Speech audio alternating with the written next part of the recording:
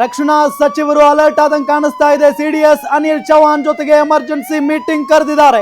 ಮಹತ್ವದ ಸಭೆಯಲ್ಲಿ ಮೂವರು ಸೇನಾ ಮುಖ್ಯಸ್ಥರು ಕೂಡ ಭಾಗಿಯಾಗಿದ್ದಾರೆ. ಪಾಕ್ ದಾಳಿ ಬೆನ್ನಲ್ಲೇ ರಕ್ಷಣಾ ಸಚಿವ ರಾಜನಾಥ್ ಸಿಂಗ್ ಸಭೆಯನ್ನ ಕರೆದಿರೋದು. ಸಿಡಿಎಸ್ ಅನಿಲ್ ಚೌಹಾಣ್ ಜೊತೆಗೆ ಎಮರ್ಜೆನ್ಸಿ ಮೀಟಿಂಗ್ ನಡೆಸ್ತಾ ಇದ್ದಾರೆ ಅನ್ನೋದು ಗೊತ್ತಾಗ್ತಾ ಇದೆ. ಮಹತ್ವದ ಸಭೆಯಲ್ಲಿ ಮೂವರು ಸೇನಾ ಮುಖ್ಯಸ್ಥರು ಕೂಡ ಭಾಗಿಯಾಗಿದ್ದಾರೆ. ನೌಕಾಪಡೆ, ವಾಯುಪಡೆ ಜೊತೆಗೆ ಭೂ ಸೇನೆ ಮುಖ್ಯಸ್ಥರು ಭಾಗಿಯಾಗಿದ್ದಾರೆ. ಪಾಕಿಸ್ತಾನ ದಾಳಿ ಮಾಡ್ತಲ್ಲ ಈಗ ಭಾರತದ ಮೇಲೆ. ಭಾರತದ ಪಂಜಾಬ್, ರಾಜಸ್ಥಾನ ಮತ್ತು ಜಮ್ಮು ಕಾಶ್ಮೀರದ ಮೇಲೆ ಏಕಕಾಲಕ್ಕೆ ದಾಳಿ ನಡೆಸಿದ ನಂತರ ರಕ್ಷಣಾ ಸಚಿವ ರಾಜನಾಥ್ ಸಿಂಗ್ ಅವರು ಸಭೆಯನ್ನ ಕರೆದಿದ್ದಾರೆ. ಸಭೆಯಲ್ಲಿ ಮೂರು ಸೇನಾಪಡೆಗಳ ಮುಖ್ಯಸ್ಥರಿದ್ದಾರೆ. ಸಿಡಿಎಸ್ ಅನಿಲ್ ಚೌಹಾಣ್ ಅವರು ಕೂಡ ಇದ್ದಾರೆ. ಎಮರ್ಜೆನ್ಸಿ ಮೀಟಿಂಗ್ ನಡೀತಾ ಇರೋದು. ನಾನೀಗಾಗಲೇ ಒಂದು ಮಾತು ಹೇಳ್ತಾ ಇದ್ದೆ, ಇವತ್ತು ಪಾಕಿಸ್ತಾನ ನಿದ್ದೆ ಮಾಡಲ್ಲ. ಪಾಕಿಸ್ತಾನದ ಸೇನೆ, ಪಾಕಿಸ್ತಾನದ ರಾಜಕಾರಣಿಗಳು, ಈ ಪಾಕಿಸ್ತಾನದಲ್ಲಿ ಅಡಗಿ ಕೂತಿರುವಂಥ ಮತ್ತಷ್ಟು ಉಗ್ರರು, ಬದುಕುಳಿದಿರುವಂಥ ಉಗ್ರರು ಇವತ್ತು ನಿದ್ದೆ ಮಾಡೋದಕ್ಕೆ ಸಾಧ್ಯನೇ ಇಲ್ಲ. ಬಿಕಾಸ್ ಈಗ ತುರ್ತು ಸಭೆ ನಡೀತಾ ಇರೋದು ಘಟಾನುಘಟಿಗಳ ನಡುವೆ. ಅದರಲ್ಲೂ ಮೂರು ಸೇನಾಪಡೆಗಳ ಮುಖ್ಯಸ್ಥರು ಭಾಗಿಯಾಗಿದ್ದಾರೆ. ರಾಜನಾಥ್ ಸಿಂಗ್ ಅವರ ನೇತೃತ್ವದಲ್ಲಿ ನಡೀತಾ ಇರುವಂಥ ಸಭೆ ಇದು. ಸಿಡಿಎಸ್ ಅನಿಲ್ ಚೌಹಾಣ್ ಅವರು ಕೂಡ ಇದ್ದಾರೆ.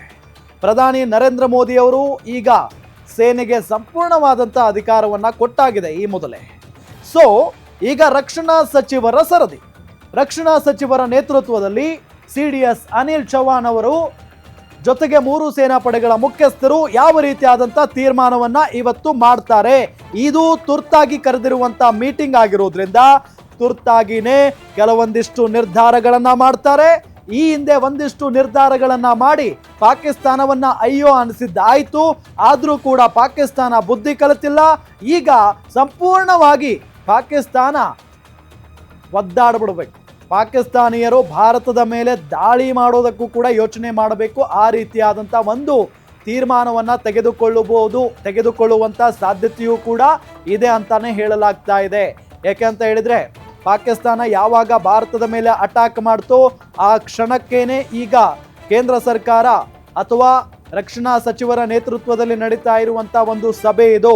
ಇವತ್ತು ಏನು ಬೇಕಾದರೂ ಒಂದು ದಿಟ್ಟ ನಿರ್ಧಾರವನ್ನ ತೆಗೆದುಕೊಳ್ಳಬಹುದಾದಂಥ ಸಾಧ್ಯತೆ ಇದೆ. ಇಷ್ಟು ದಿನಗಳ ಕಾಲ ಭಾರತ ಹೇಳ್ತಾ ಇತ್ತು, ಇದು ನಾವು ಪಾಕಿಸ್ತಾನದ ಮೇಲೆ ಸಾರಿರುವಂಥ ಯುದ್ಧ ಅಲ್ಲ, ಅದು ಆಗೋಗಿದೆ, ಪಾಕಿಸ್ತಾನ ಸೈಲೆಂಟ್ ಆಗಿರಬೇಕು ಅಷ್ಟೇ ಅಂತ ಭಾರತ ಹೇಳಿತ್ತು. ಆದರೆ ಪಾಕಿಸ್ತಾನ ಯಾವಾಗ ಮತ್ತೆ ಇವತ್ತು ಸಂಜೆ ಭಾರತದ ಮೇಲೆ ದಾಳಿಯನ್ನ ಮಾಡ್ತೋ, ಪಂಜಾಬ್, ರಾಜಸ್ಥಾನ ಮತ್ತು ಜಮ್ಮು ಕಾಶ್ಮೀರದ ಮೇಲೆ ದಾಳಿಯನ್ನ ಮಾಡ್ತೋ, ಅಲ್ಲಿಗೆ ಪಾಕಿಸ್ತಾನದ ಕತೆ ಮುಗೀತು ಅಂತಾನೆ ಅರ್ಥ.